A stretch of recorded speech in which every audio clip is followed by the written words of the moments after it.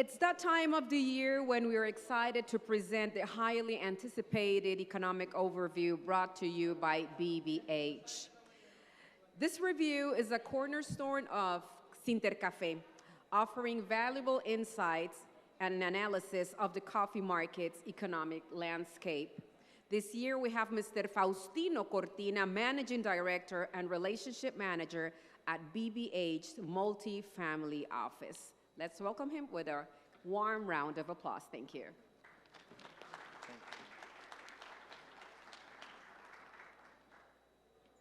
Thank you. Great, thank you. Great, thank you. I'm very excited to be here with you today. It's my first time at Sintercafé, but Brown Brothers Harriman has been participating for the last 12 years or so, so we've been part of the tradition. For me, it's been a nice experience because I got to meet a lot of business owners and executives, and everybody's been very kind and very welcoming. So thank you for my, that warm welcome. I'm going to be talking about the U.S. economy, but at the same time, I have a little surprise for you. I'm also going to talk a little bit about you, because we're going to go through a little journey, and we'll get to that. But before I go into the presentation, I wanted to introduce myself. I'm Faustino Cortina, as mentioned, a managing director at Brown Brothers Harriman. For those who don't know Brown Brothers Harriman, we also go by Brown Brothers or BBH. We are the oldest private financial institution in the United States. We were founded in 1818, so over 200 years old. So we have this very deep tradition. The other tradition is in coffee. Our first financing that we did in coffee was actually in 1857, and we've continued to be involved with coffee ever since. And thankfully, and thanks in large part to some of the clients that are here in this room. So we want to thank you for that partnership. So that's a little bit about Brown Brothers. So I mentioned that this is my first time at Sintercafé, but it's not my first time to Costa Rica. My first time to Costa Rica was 30 years ago, and I did the Pura Vida route, right? I went to the rainforest, that's me, in that little tiny, at the bottom. I even went in the water. Anybody notice anything different? I had so much hair. I'm so jealous of my former self. I don't know if is it okay to be envious of your younger self? Because I am very jealous of my younger self, so I might need therapy after this presentation.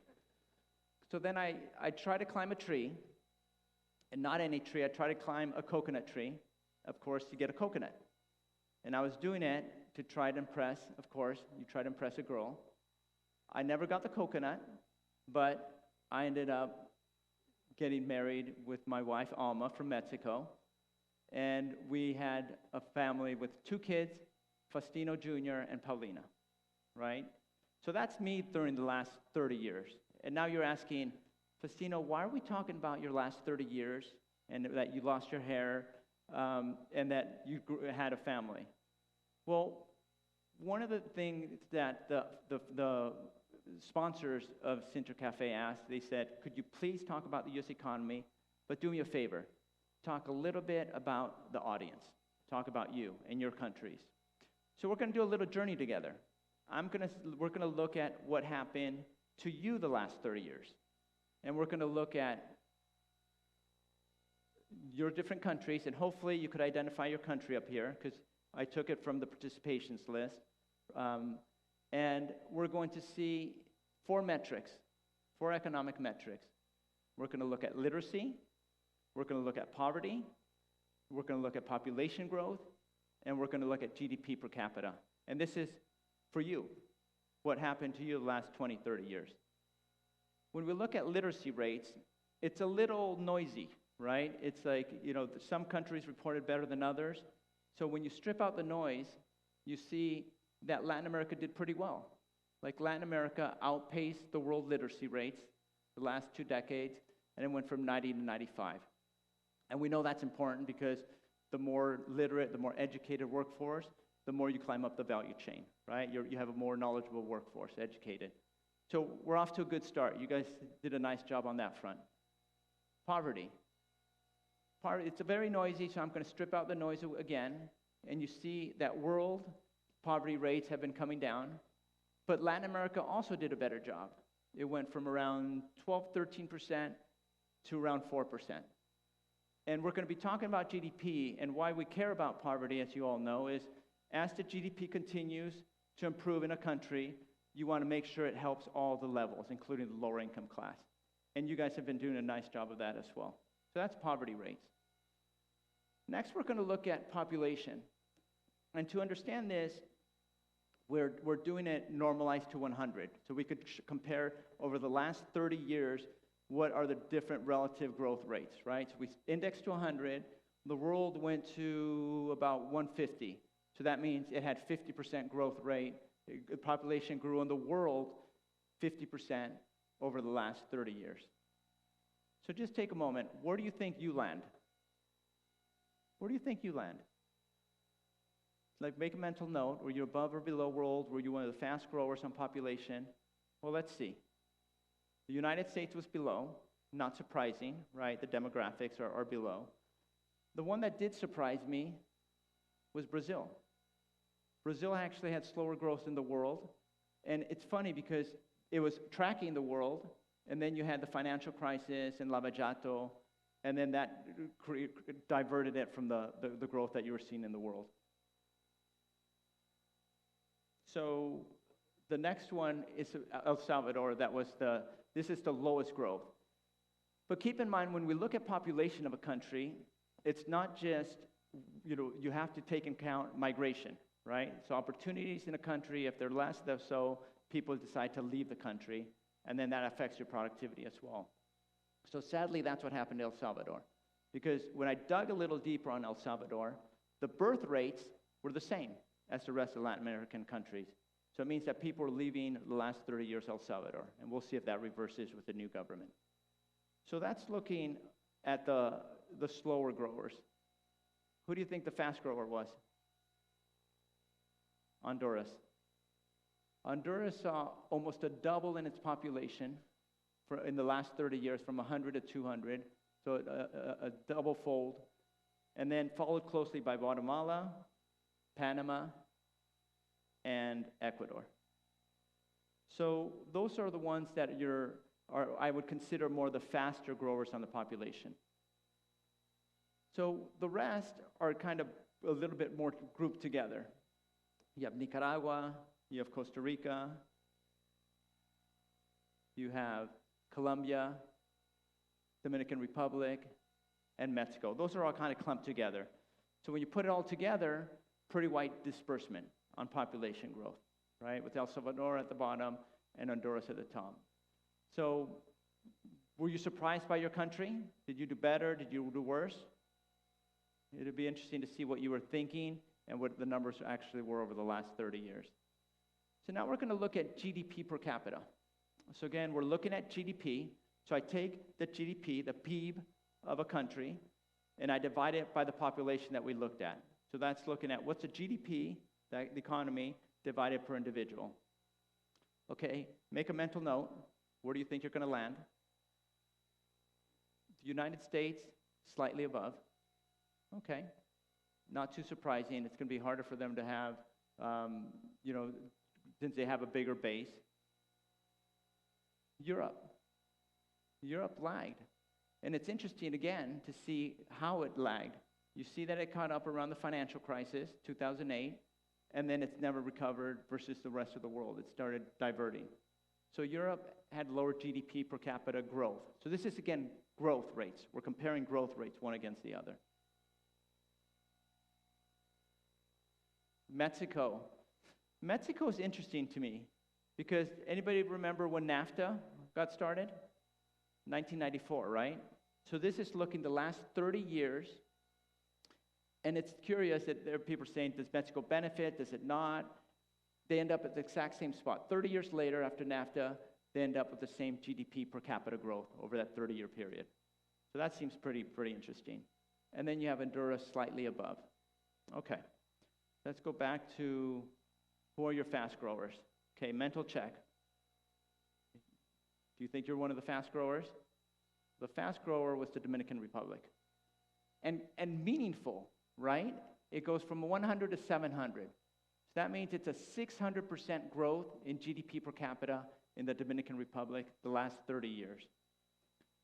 Nicaragua, not far behind. And the Costa Ricans in the room are going to be happy with this one. Costa Rica's right there too. So really fast GDP per capita growth. Panama. And the one that surprises me again is Brazil.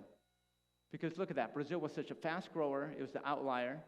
And then you had the financial crisis. You had Lava Jato, their economic crisis, political crisis. It completely starts lagging. And then now it's kind of bouncing. But that blue line, Brazil, is very volatile, right? So I thought that was very interesting.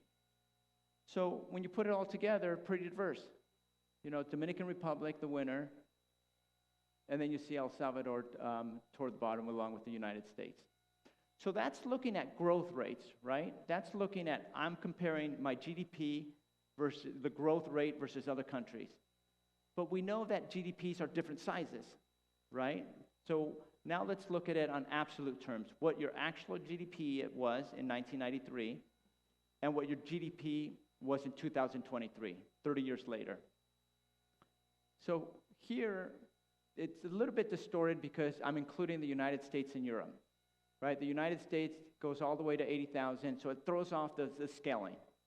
But when we look at Latin America, you see the blue again, reminder, the blue is GDP in 1993, and the red is GDP in 2023, 30 years later.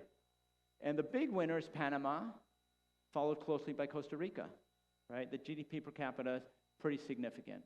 And then Mexico had a higher base, but it kind of jumps up.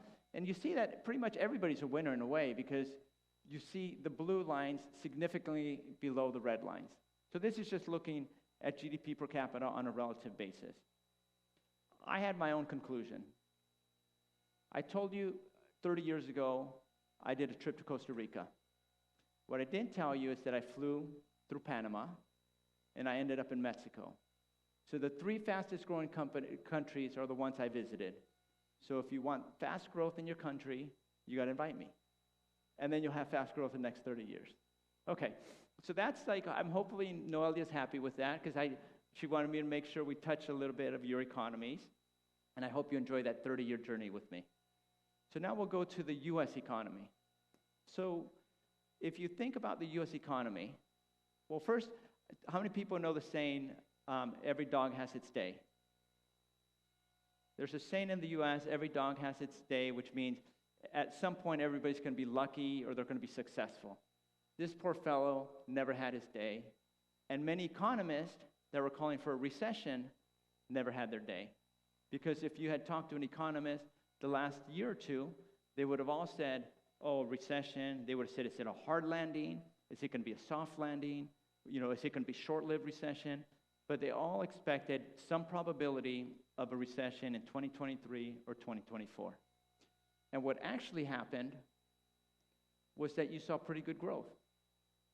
So this is this 2023, this is on a quarterly basis, and you see each quarter, first quarter all the way to the second quarter, and then I didn't have time to input the third quarter 24, which is 2.8, another strong number, but you kind of see that we're not even close to being in a recession in any of these quarters. And what's interesting to see is the components. So we know GDP is comprised of personal consumption, business spending, government spending, and in the U.S., net exports, which usually is a negative number, right? We usually have a trade deficit.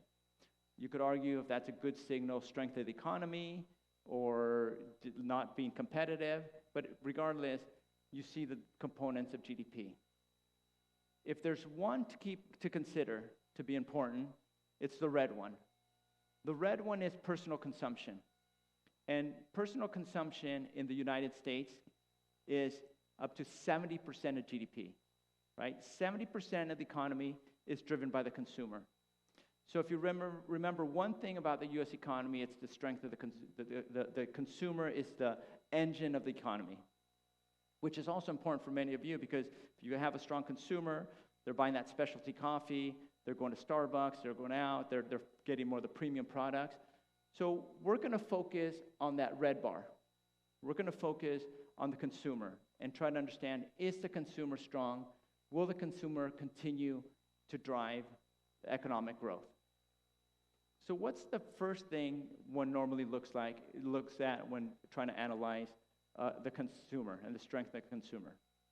It's, do they have a job, right? The labor market. And when you look at the labor market, here you see the supply and demand. The red is the number of people, the supply, the workers. I want to go work, I'm your supply. And the job openings is the demand. I'm going to hire you, right? And historically, you always see the red above the blue, right? You see more people looking for work than job opportunities. Look what happened during COVID. You saw a reversal. And it was a pretty significant reversal where you see at one point, it was a 6 million person gap. And then it's dropped to around 3, and now it's 609,000. What does that mean? That means that there's 609 more jobs available than people looking for work. So there's this gap. And at some point, that's going to correct. And it's not going to be a tragedy, right? People are going to say, oh, no, it's going to cross, it's going to go back. It's going back to normal. But what does it mean for the consumer? If I have a job, and I know that if I lose my job, I could get a new job, I'm going to feel pretty comfortable. If the labor market gets a little bit tighter, I might change my behavior. But for now, the consumer is saying the job market's very, very strong.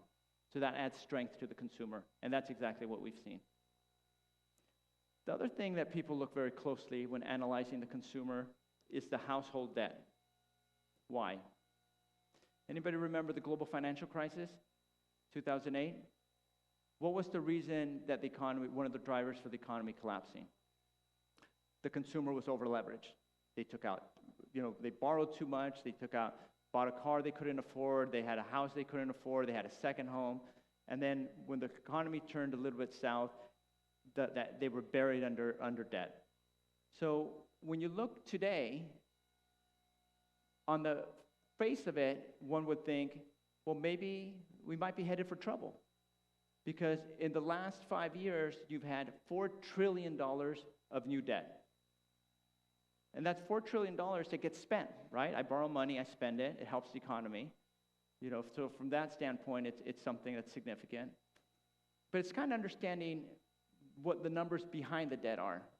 The first thing that's important is mortgages is 12.5 of the 18 billion, right? So the big component is mortgages. And then you have that yellow part, which is home equity lines of credit tied to the home, the auto loans. Those are collateralized, right? So if you don't pay, you lose your home, you lose your car. So that's something that at least you have the collateral. The credit cards is something, keep in mind. Let's remember that. Remember credit cards red, right? Because we're going to look at a slide a little bit later to see what's happening with credit cards. But we've seen household debt increase, $4 trillion. But what's probably more important is, can you service the debt? Are you able to make your payments on the debt? And when you look at disposable income, for every $100 I have from my salary, from my income, I have to pay $9.80. I used to have to pay $13 during the financial crisis. And that $9.80, that 9.8% of my income, is actually pretty much in line with what we've seen the last 15 years. So there might be more debt, but the consumer is able to make their payments, and it's comfortable as far as a percentage of their income. Okay, so we're off to a good start. What's very interesting, this is probably one of my most interesting charts when looking at the debt. When you look at the total debt as a percentage of household assets, your wealth, it went from 24% to 12.3%. But I just told you that debt grew by $4 trillion. How can it be that household debt is actually almost less than about half of where we were during the financial crisis? Well, the underlying assets have moved up quite significantly, right? The value of people's homes have moved up. The stock market has moved up. people's 401ks, their savings, their retirement. So you've had the underlying assets move up. So that, if you're a consumer and all of a sudden you have this wealth of assets and your debt's a smaller percentage, you feel a little better, right? You feel like, I could go potentially spend a little more. Okay, this is, remember I told you to remember that red mark? So it's not all roses. This is the canary in the coal mine. Remember I told you to remember credit cards, red? Well, this is looking at delinquencies. This is looking at 90-day delinquencies. So I don't make my first payment, I don't make my second payment, I don't make my third payment. So 3 months in a row, I don't make my payment. And that usually is a signal of distress, right? And if I'm going to miss a payment, I'm not going to miss my mortgage, I'm not going to miss my auto loan, I'm going to miss my credit card. And you're starting to see that tick up the last 5 months. Not crazy, it's still kind of relatively close to historic. Some people argue it's normal because you're seeing higher interest rates, it's kind of baked in by the banks. You have the JP Morgan, Jamie Dimon saying that that's kind of normal trends, but it's something we would want to keep an eye on, right? We don't want that to creep into auto loans or mortgages, because as I said, the canary in the coal mine is credit cards. So let's look at household savings. Here it's very clear, the correlation, right? Disposable income goes up, you spend more. You almost see that correlation is so transparent. But what you don't spend is savings. And every year in the U.S., you have $1.9 trillion in savings. It's a big number. But we need to do it relative. Is it a big number? Is it a big number relative to personal income? And it's actually near a historic low, 4.8%. So Americans are not doing a good job of saving. They feel very comfortable, they feel that they have a job, and they don't necessarily think they have to be saving for a rainy day. So if you're not saving, that means you're spending. So at some point, there needs to be a little bit of a correction here. That's not sustainable. And that could change if, when I talked about the housing market, the labor market, if that starts correcting, people feel a little less comfortable, they might lose their job, it's harder to find a new job, they might say, maybe I should start saving, maybe I don't take that vacation. But right now, savings rates are historically low. So we can't talk about the consumer without talking about consumer prices or inflation, right? So this is looking at inflation. The blue is core inflation, and the reason why we like to look at the core inflation, strip out food and energy, is because that's what the central bank does. The Federal Reserve looks at core inflation. In middle of 2022, you saw inflation jump all the way to 9.1%. 9.1% is crazy in the United States, right? For a development country to have 9%, we haven't seen that for decades, not until the 70s. So that was the reason why the central bank had to hike up rates from 0 to 5.5%, which also is crazy in a matter of 15 months. But it seems to be working, right? You see that inflation has gradually been coming down and it went to 2.4% in September. The October numbers that came out this week were 2.6, a little bit above. But you're seeing that the central bank is starting to feel a little bit more comfortable. Anybody know what the central bank target is? It's 2%. 2%, exactly. So you're getting close. But you see that it's been very sticky. That last part is always very sticky. I used to work a lot with emerging markets, and I always would, whenever I looked at inflation numbers and looking at monetary policy, it was always so difficult getting that last 2-3%, and especially that 1%. So it goes 2.4, 2.6, and we're going to see if they could get to that 2%. But it gets very difficult at that point. So that's looking at inflation. So here we did this exercise where we took inflation, we indexed it to 100, and then we saw how it evolved over the last 4 or 5 years. Why did we pick December 2019? That's right before COVID. So what happened to inflation since COVID? And you see, if I took a basket right before COVID of $100, it grew to $121.7, right? So now a question. Do you think wages were higher or lower? We just had an election in which one of the issues was inflation, and people were worried about purchasing power, and they criticized the Democrats. And I'm not taking sides, I'm just saying it was an issue, that inflation was killing the consumer. Well, when you look at wages, and we do the same study, it actually was slightly above. So the purchasing power was restored, was kept, but what happens? You go to the store, and you buy that gallon of milk, and you feel it. I put gas in my car, and I feel it in my pocket. But then I get my pay raise at the end of the year, and I get my bonus, I deposit, and I don't necessarily feel it. But the reality is, when you look at earnings, hourly earnings, it's been in line, and that's positive for the consumer, right? You restore, you maintain your purchasing power. So that's looking at inflation versus wages. Okay, so we talked a bit about inflation. We said that it seems to be under control, and this is what the Federal Reserve is. So for those who don't know, the Fed fund rate, that is, in the United States, what is the proxy on the short-term side of the yield curve. That's the proxy for interest rates. That's what a lot of people then do spreads over, right? So that's like the barometer of interest rates. And what the Federal Reserve did when inflation, remember, inflation was at 9%, the Fed said, I'm going to hike rates to 5.25%, from 0 to 5.25%, and I'm going to try to put the brakes on inflation. And that's what they did. And the blue lines are what the Federal Reserve already did. That actually happened.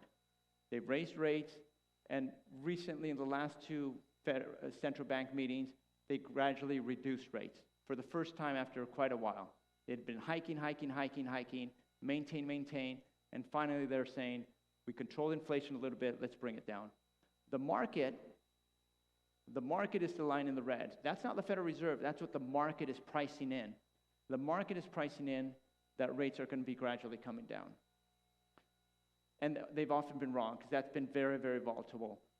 Since this was prepared, the numbers are quite a bit higher with the Trump trade.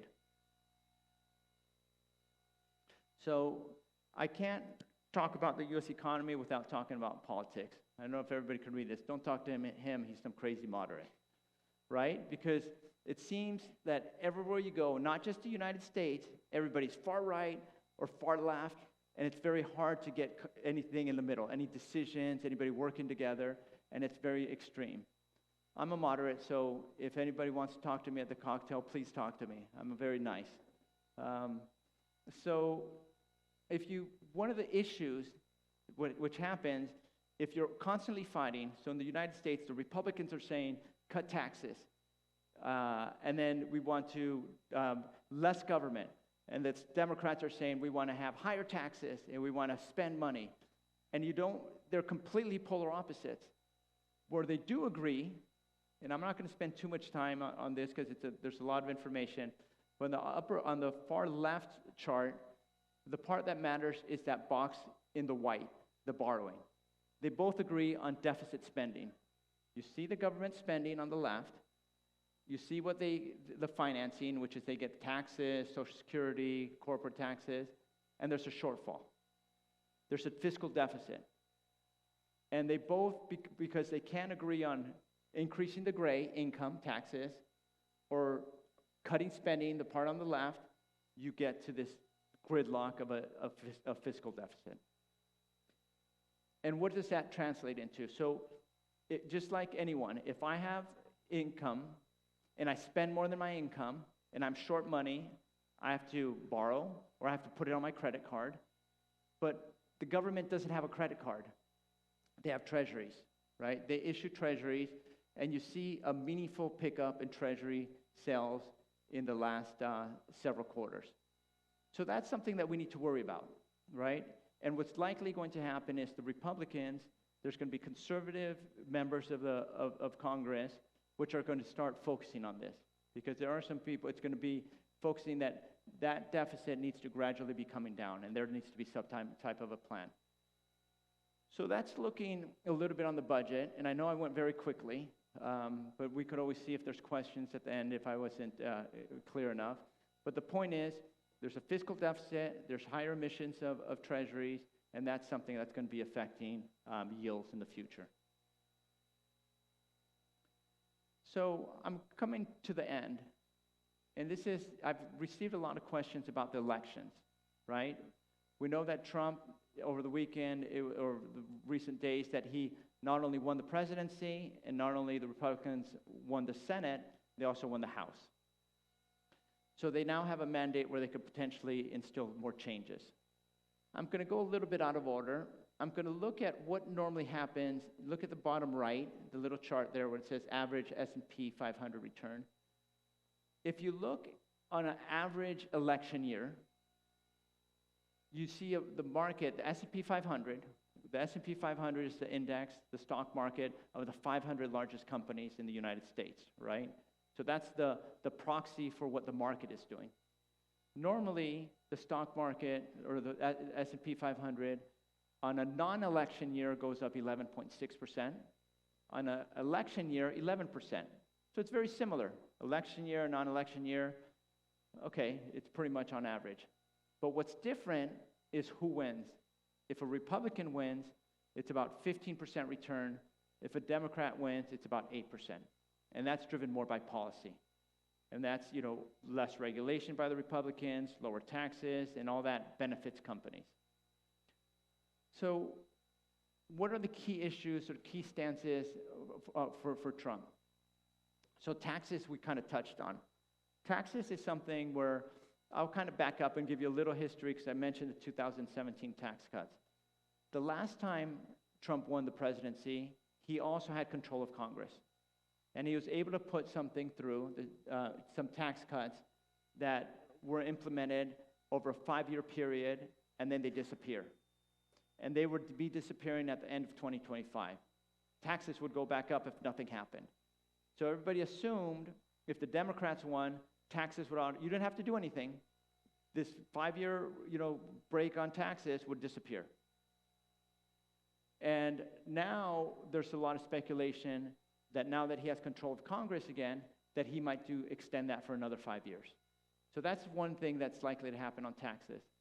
The other thing on taxes is corporate taxes. And this is very relevant. Corporate taxes are 21% under the Trump plan. Under the Democrats, it was 28% and even 32%, depending on what they were looking to implement. Or they were always kind of changing, but at least a minimum of 28. What does that mean? I'm a corporate. I have $7 less in my pocket for my earnings, so that's less money of my free cash flow to put into my business, hire employees, or pay dividends to my shareholders. Trump wins, and all of a sudden that $7 goes to the corporates, so then the stock market kind of starts moving up, right? So that's looking at taxes.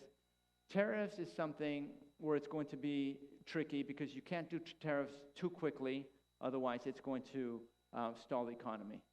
I won't go through all of them. I'm going to go through one more, which is immigration, because I did get questions on immigration. Remember I told you when we looked at the labor market, there's a gap of 600,000 employees. There's 600,000 more jobs than people looking. So there's a gap. We need 600,000 more workers. How many illegal workers do we have in the U.S. that are working today? 7 million. So if you deport 7 million workers, you're in a big trouble. That gap is a big problem on the labor market. So is it likely that you're going to deport all illegal workers? It's not realistic. So what's more likely to happen is they're going to put security on the borders, kind of block people from coming in, and then they're going to start with those that are more criminal elements in the different communities, and then they're going to go see, and they're going to start there. But they have to be very careful because they don't want to disrupt the labor market when it's very, very tight. Now, if things get back on balance, then they could potentially be more aggressive. But for now, it's going to be very difficult for them to be very aggressive. Actually, I'm going to touch on one more. Energy and regulation, because they go hand in hand. And I think it'll be important for industry, for producers. The policy on energy is to reduce regulation and grow energy, which means lower electricity prices, lower gasoline prices, lower inputs, more margins for the corporates, right? So that's something that's going to be very impactful for business owners. So that's something that is another reason why you have the market moving up. Lower regulation also means more M&A, less anti-competition regulation, and that means more activity, more unlocking value, letting businesses do what they normally do in a normal economy, which the Democrats try to break up a lot of mergers that were trying to happen. So I'm going to finish there. I think I might have gone over my time, but the conclusions. Economic conditions remain healthy for now, and they're expected to for next year too, right? The GDP growth for next year expectations are around 2 to 3%, depending on which economist you talk to. We're keeping an eye on headwinds. The finances, we went through it, that little canary in the coal mine, personal consumption, to see if they're going to continue to remain strong. Improving inflation will allow the Federal Reserve to lower interest rates. We saw that, so that's going to be good for the economy. But we have to try to find a solution for the debt and deficits, because that's going to be something that's going to be crucial for 2025. They have to try to find a solution and be more pragmatic. I didn't really talk about the markets, which I'm very happy if people want to, over the cocktail hour, discuss the markets. But in the interest of time, I just focus more on the economy. But expect a lot of volatility, which when we tell our clients, when we work on asset allocation, you focus on fundamental quality, right? Quality companies, quality corporate bonds that kind of work well through the different cycles. So quality, fundamental analysis is very important, especially when you're volatility. And sometimes that volatility gives you opportunities. So happy to discuss that if anybody has any questions, but that's a very important part for us too, asset allocation, and maybe in another time I'll have opportunity to discuss that. So I think that's my time. Noelia, did I do okay? Did I pass? Did I go over? Okay. Well, thank you, everybody. Sincerely grateful for being here.